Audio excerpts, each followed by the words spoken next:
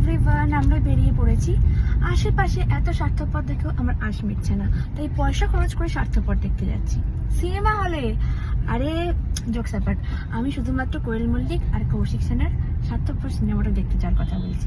সাথে অমৃতকে নিয়ে আমরা চলে যাচ্ছি আর টিভিতে দেখতে কেমন হলো মুভিটা। শুনলাম খুব ভালো হয়েছে, রিভিউজ দেখলাম অনেক ভালো ভালো, কিন্তু বাকিটা তো নিজে সেই অভিজ্ঞতাটা শেয়ার করতে পারবো যে কেমন লাগলো। অমৃত গাড়ি নিয়ে চলে এসেছে, চলো ঝটপট উঠে যাই। আমরা যাচ্ছি সল্টলেকের RDV সিনেমা যে সিনেমাটা দেখতে। তার কারণ অন্যান্য জায়গায় সব টিকিট সোল্ড আউট ছিল, আর যদি বা টিকিট ছিল সেগুলো অত্যন্ত হাই প্রাইস, প্লাস আবার উল্টোপাল্টা দিকে টিকিটগুলো পাচ্ছিলাম, মানে দু প্রান্তে।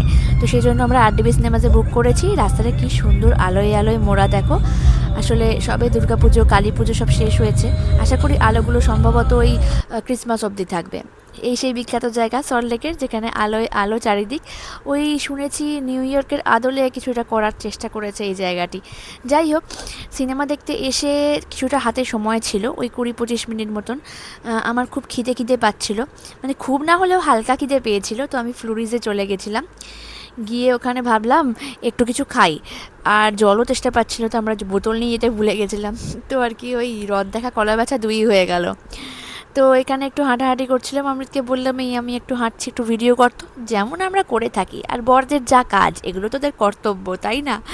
তো যাই হোক, ফ্লোরিজে চলে এসেছি। ওখানে গিয়ে আমি এই কেকটা অর্ডার করলাম। অ্যাজ ইউজুয়াল অমৃত তো সমস্ত খাবে না, অবভিয়াসলি ডায়েট কনসার্নড। যাই হোক, আমরা RDV সিনেমাতে চলে এসেছি, আর বেশ সুন্দর করে চারিদিকটা বেশ পরিষ্কার পরিচ্ছন্ন, সাজানো গোছানো। আমাদের ছিল স্ক্রিন 2-তে সিনেমাটি চলছিল।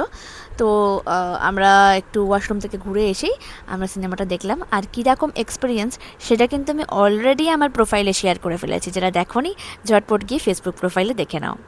থ্যাংক ইউ, দেখা হবে পরের ভ্লগে।